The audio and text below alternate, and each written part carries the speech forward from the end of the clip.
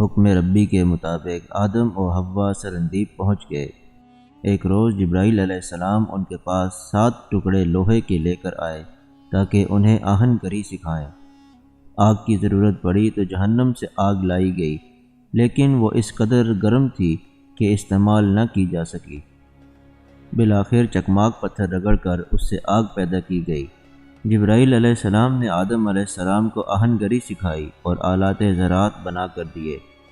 بہشت سے نکلتے وقت حضرت آدم علیہ السلام کے پاس چند پودے اور کچھ گندم موجود تھی۔ زراعت کے اسباب مہیا ہو گئے تو ایک روز آدم اور حوا زمین کے سینے سے رزق حاصل کرنے کے لیے نکل کھڑے ہوئے۔ ایک قطع اراضی پر ہل چلا کر بیج بویا گیا۔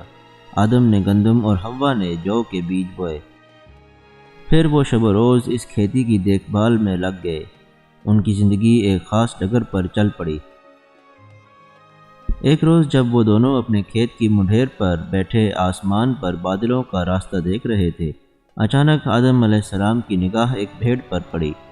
وہ بھیڑ کے پیچھے بھاگے اور بالآخر اسے پکڑ لیا۔ اسی بھیڑ کی اون سے حضرت حوا علیہ السلام نے اونی دھاگا کاٹا اور زمین پر پہلا لباس تیار ہوا۔ اس دوران آسمانوں سے آدم و حوا کے لیے میوے آتے رہے۔ ابھی ان کی کھیتی تیار نہیں ہوئی تھی، لہٰذا ضروری تھا کہ جسم و جاں کا رشتہ برقرار رکھنے کے لیے ان کی غذائی ضروریات پوری کی جاتیں۔ دست غیب نے اس زمانے میں وقتاً فوقتاً ان کے لیے انواع و اقسام کے میووں کا انتظام کیا۔ ان میں چھلکے والے، بغیر چھلکے کے گٹھلی والے اور بغیر گٹھلی کے ہر طرح کے میوے شامل تھے۔ اسباب معیشت پورے ہو چکے تو بنی نوع آدم کی پیدائش کا سلسلہ شروع ہوا۔ روئے زمین پر نسل انسانی کی افزائش کے لیے قدرت نے جو طریقہ کار اختیار کیا وہ یہ تھا کہ ہر حمل میں حوا کو ایک لڑکا اور ایک لڑکی تولد ہوتی۔ ایک حمل سے پیدا ہونے والے لڑکے اور لڑکی کی شادی دوسرے حمل سے پیدا ہونے والے جوڑے کے ساتھ کی جاتی تھی۔ حضرت حوا علیہ السلام کے اولین حمل سے قابیل اور اقلیمہ پیدا ہوئے۔ دوسرے حمل سے حابیل اور الیوزا کی پیدائش ہوئی۔ خدائی دستور کے مطابق آدم علیہ السلام قابیل کی شادی حابیل کی بہن الیوزا سے اور حابیل کی شادی قابیل کی بہن اقلیمہ سے کرنا چاہتے تھے، مگر قابیل کو یہ سب منظور نہیں تھا۔ دراصل اس کے ساتھ پیدا ہونے والی لڑکی اقلیمہ حابیل کے ساتھ پیدا ہونے والی لڑکی سے کہیں خوبصورت تھی۔ وہ چاہتا تھا کہ اقلیمہ اس کے نکاح میں آئے۔ یہی وہ تنازعہ تھا جو بالآخر بکری خانے میں ہونے والے وحشیانہ قتل کا سبب بنا۔ آدم علیہ السلام نے قابیل کو سمجھانے کی بہت کوشش کی، مگر وہ کسی صورت اقلیمہ سے دستبردار ہونے کو تیار نہ تھا۔ پند و نصائح سے نا امید ہو کر آدم علیہ السلام نے دونوں بیٹوں کو اکٹھا کیا اور انہیں لے کر پہاڑوں میں آ گئے۔ کوہ مینا کی چوٹی کے پس منظر میں سورج کا آتشین گولا مغرب کے اندیکھے نشیب میں اتر رہا تھا۔ آسمان پر شفق رنگ بادلوں کے ٹکڑے مشرق میں شام کی پھیلتی ہوئی چادر کو محویت سے دیکھ رہے تھے۔ آدم علیہ السلام نے کوہ مینا کی طرف اشارہ کرتے ہوئے کہا، بیٹو، سامنے اس چوٹی کو دیکھ رہے ہو؟ حابیل اور قابیل نے اسبات میں سر ہلایا۔ آدم علیہ السلام نے کہا، کل یہ چوٹی تمہارے تنازع کا فیصلہ کرے گی۔ وہ کیسے؟ قابیل نے تنک کر پوچھا۔ آدم علیہ السلام نے فرمایا، کل تم دونوں اپنی اپنی قربانیاں اس چوٹی پر رکھو گے۔ خدا کو جس کی قربانی قبول ہوگی وہ اٹھا لے گا، جس کی قربانی شرف قبولیت پائے گی وہی حق پر ہوگا اور وہی اقلیمہ کا حقدار بھی ہوگا۔ کیا تم دونوں کو یہ فیصلہ منظور ہے؟ حابیل نے اسبات میں سر ہلایا۔ قابیل خاموش کھڑا رہا۔ آدم علیہ السلام نے کہا، بیٹے، تمہیں یہ فیصلہ منظور ہے کیا؟ اگر منظور ہے تو اقرار کرو۔ آخر قابیل نے بھی اقرار میں سر ہلا دیا۔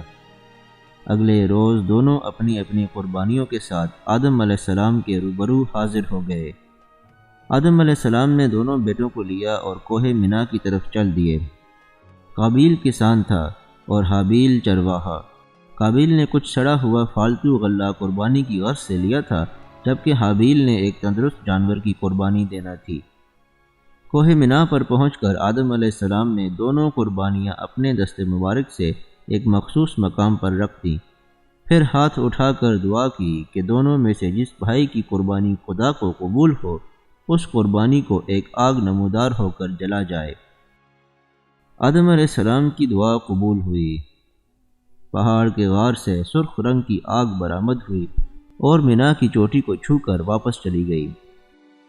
جب تینوں باپ بیٹوں نے چوٹی پر جا کر دیکھا تو حابیل کی قربانی اپنی جگہ موجود نہیں تھی۔ آدم علیہ السلام نے فرمایا، حابیل کی قربانی قبول ہوئی، اقلیمہ اسی کی خدمت کرے گی۔ فیصلے کے مطابق اگلے ہی روز اقلیمہ اور حابیل کو رشتہ ازدواج میں منسلک کر دیا گیا۔ وہ روز قابیل پر بہت بھاری تھا۔ اقلیمہ سے ابدی جدائی کے تصور نے اسے نڈھال کر رکھا تھا۔ وہ بغیر کچھ کھائے پیے پہاڑوں میں جا بیٹھا اور آتش فشاں کی مانند کھولنے لگا۔ جو ہی اقلیمہ کے ساتھ حابیل کا تصور اس کے ذہن میں آتا، اس کی آنکھیں خون کی طرح سرخ ہو جاتیں اور وہ پتھروں پر مکے برسانے لگتا۔ کبھی وہ اٹھ کر بے قراری سے چلنے لگتا اور خود کلامی کے انداز میں کہتا، اقلیمہ میری ہے، صرف میری، میں کسی قربانی کو نہیں مانتا، میں کسی رشتے کو تسلیم نہیں کرتا۔ چند روز بعد وہ گھر آیا تو اسے معلوم ہوا کہ آدم علیہ السلام حابیل کے فرض سے شبکدوش ہونے کے بعد حج کے لیے مکہ جا رہے ہیں۔ یہ خبر قابیل کے لیے ایک انجانی خوشی کا باعث بنی۔ وہ دل ہی دل میں یہ تمنا کرنے لگا کہ آدم علیہ السلام جلد سے جلد روانہ ہو جائیں۔ آخر وہ دن بھی آ گیا جب آدم علیہ السلام اپنے بال بچوں کو الوداع کہہ کر مکہ کی طرف روانہ ہوئے۔ قابیل کے لیے اب میدان صاف تھا۔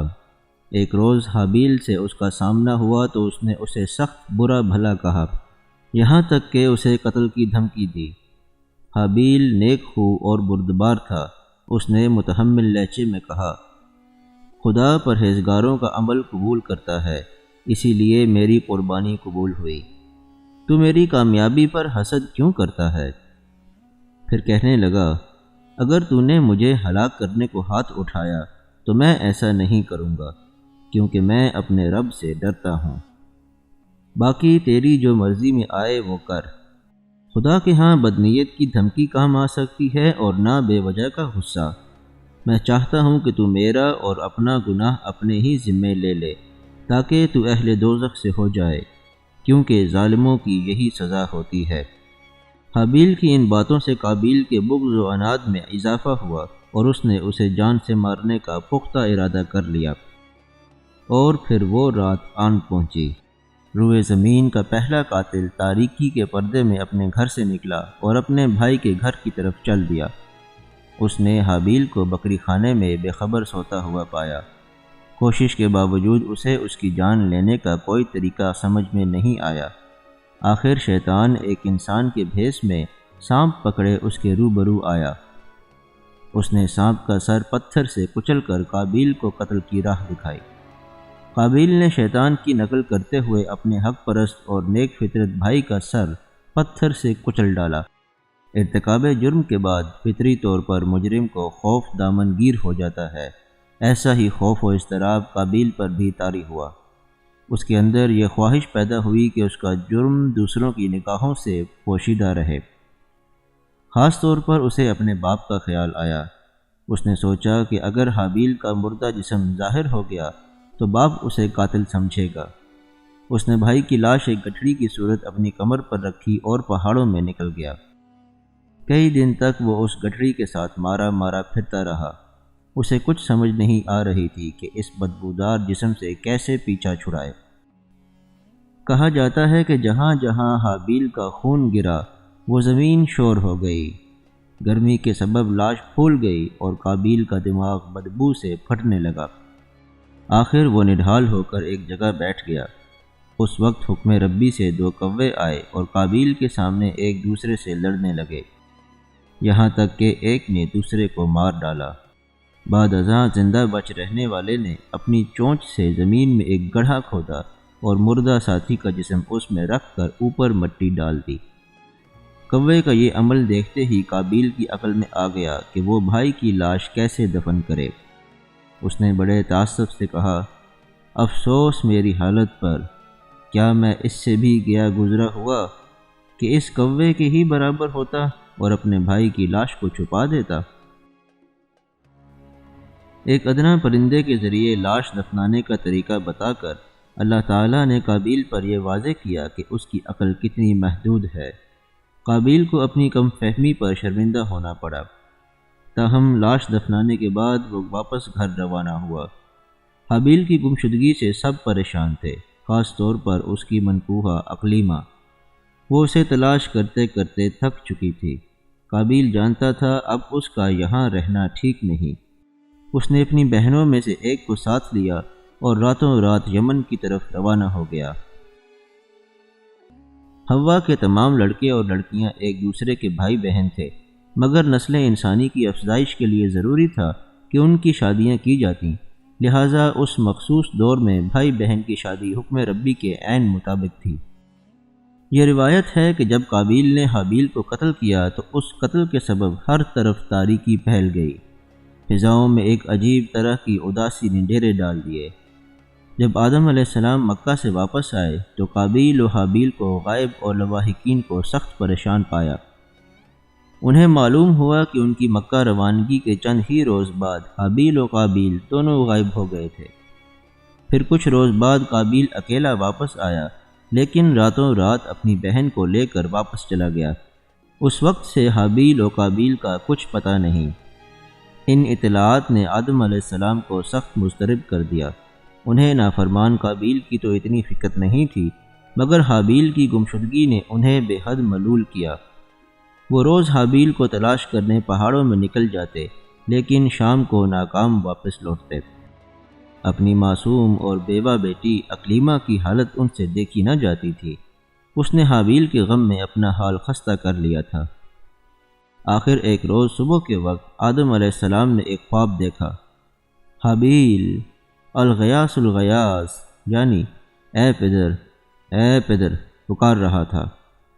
آدم علیہ السلام نیند سے بیدار ہوئے اور زار و قطار رونے لگے۔ اس وقت جبرائیل علیہ السلام آسمانوں سے اترے اور انہوں نے آدم علیہ السلام کو حابیل پر گزرنے والے حادثے سے باخبر کیا۔ آدم علیہ السلام کا کلیجہ غم سے شک ہو گیا۔ وہ تا دیر روتے رہے، پھر فرمانے لگے، قابیل سے ہم بیزار ہوئے۔ حضرت جبرائیل علیہ السلام نے کہا، اے آدم، گریہ زاری مت کر، خدا تعالیٰ بھی اس سے بہت بیزار ہے۔ تب حضرت جبرائیل علیہ السلام آدم و حوا دونوں کو ان کے مقتول بیٹے کی قبر پر لے گئے۔ حضرت آدم علیہ السلام نے کہا، اگر قابیل حابیل کو مارتا تو خون اس کا یہاں گرتا۔ جبرائیل علیہ السلام نے آدم کو بتایا، اس کا لہو زمین نے کھینچ لیا ہے۔ آدم علیہ السلام نے دکھی لہجے میں کہا، لعنت اس زمین پر کہ خون میرے فرزند کا پی گئی۔ تب خدا کی قدرت سے زمین نے حابیل کا خون اگل دیا۔ آدم و حوا کو یقین ہو گیا کہ ان کا لخت جگر یہیں دفن ہے۔ آہوں اور سسکیوں کے درمیان دونوں نے مل کر وہ زمین کھودی۔ اندر سے حابیل کی مسخ شدہ لاش برآمد ہوئی۔ کاسہ سر ٹوٹ جانے سے اس کا مغز بکھرا ہوا تھا اور اعضاء خون سے تر بتر تھے۔ دونوں حابیل کی یہ حالت دیکھ کر بہت روئے، پھر لاش کو لکڑی کے ایک تابوت میں بند کیا اور وہاں سے گھر لے آئے۔ روایات کے مطابق حابیل کی عمر اس وقت 30 برس تھی۔ اس جوانہ مرد کی لاش دیکھ کر ہر آنکھ اشکبار ہوئی۔ اقلیمہ کی امیدوں کے چراغ بجھ گئے۔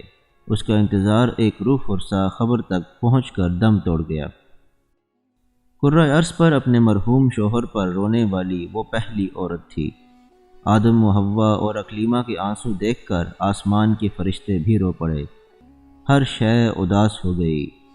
وہ لاکھوں تنازع جو اس تنازع کے بعد پیدا ہونے والے تھے، اور وہ کروڑوں قتل جو اس قتل کے بعد ہونے والے تھے، سب کا غم اس غم میں شامل تھا۔ حابیل کی مرگ ناگہاں کا حضرت آدم علیہ السلام کو بہت دکھ تھا۔ اسی دکھ اور اداسی کی کیفیت میں انہوں نے کچھ اشعار بھی کہے۔ یقیناً یہ روئے زمین پر کی جانے والی پہلی شاعری تھی۔ وہ شعر کچھ اس طرح تھے، شہر اور شہروں میں موجود سب کچھ بدل گیا، روئے زمین گرد آلود اور بدنما نظر آنے لگا، ہر رنگین اور پرلطف چیز بدل گئی اور روشن چہروں کی بشاشت ماند پڑ گئی۔ قابیل نے سفاکی کے ساتھ حابیل کو موت کے گھاٹ اتار دیا۔ اس کی جوانی پر ہزار افسوس، میری آنکھوں کو کیا ہوا کہ وہ آنسو نہیں بہاتیں، حالانکہ خوش مزاج حابیل کو قبر نے اپنی آغوش میں لے لیا ہے۔ اب میں تا حیات غمزدہ رہوں گا، میری زندگی اب سکون سے خالی ہو چکی ہے۔ قابیل جب فرار ہو کر یمن پہنچا تو ابلیس نے اس کے دل میں یہ وسوسہ ڈالا کہ حابیل کی قربانی اس لیے قبول ہوئی تھی کہ وہ آتش پرست تھا، لہٰذا اس نے بھی آتش پرستی شروع کر دی۔ یوں زمین پر آگ کی پوجا کا آغاز ہوا۔ آدم علیہ السلام قابیل سے حابیل کے خون کا قصاص لینا چاہتے تھے۔ اس غرض سے انہوں نے قابیل کو بہت تلاش کروایا، لیکن اس کا سراغ نہیں ملا۔ آدم علیہ السلام کی وفات تک وہ ان کے روبرو نہیں آیا۔ آدم علیہ السلام کے بعد ان کے فرزند ارجمند حضرت شیث علیہ السلام کا زمانہ آیا۔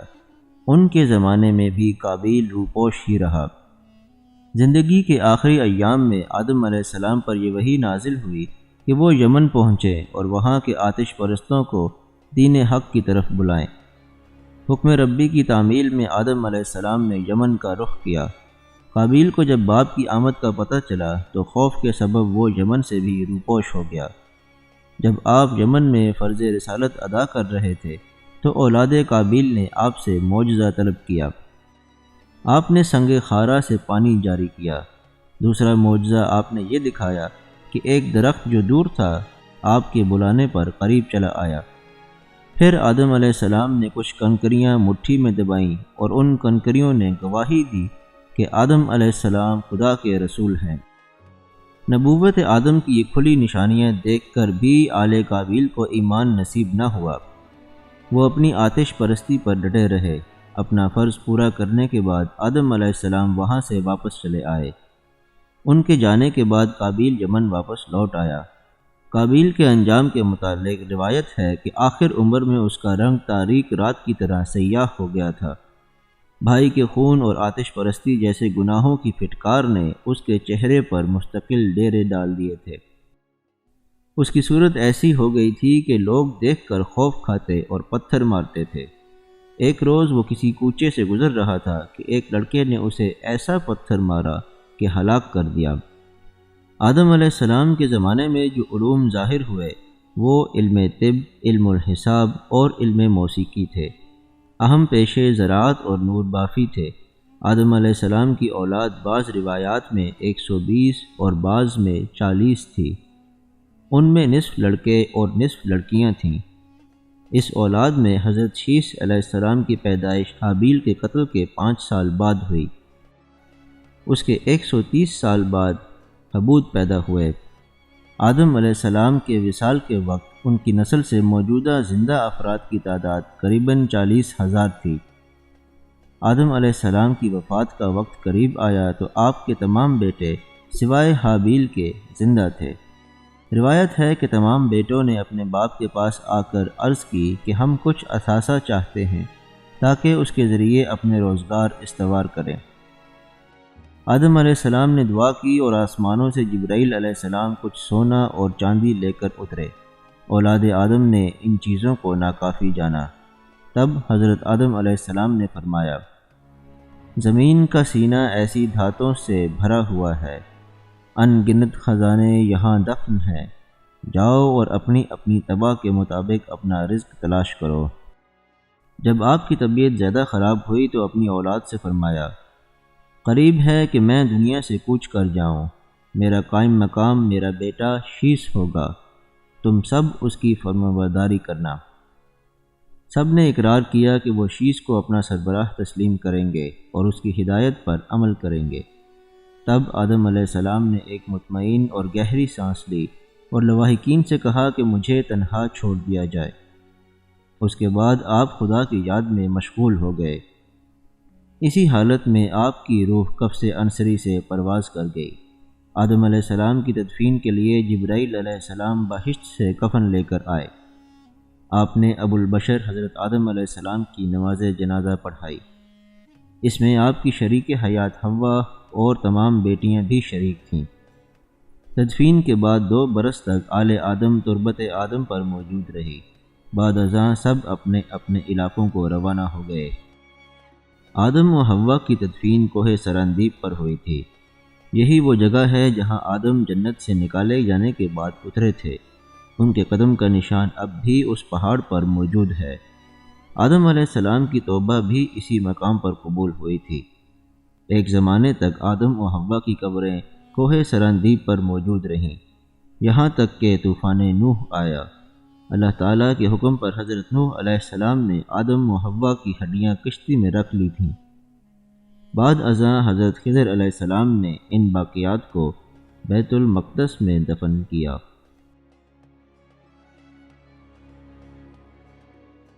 اگر آپ کو ویڈیو پسند آئی ہو تو اس کو لائک اور شیئر کیجیے، چینل کو سبسکرائب کر لیجیے اور بیل آئیکن کو بھی پریس کر دیجیے تاکہ آئندہ آنے والی تمام ویڈیوز آپ کو باقاعدگی سے ملتی رہیں۔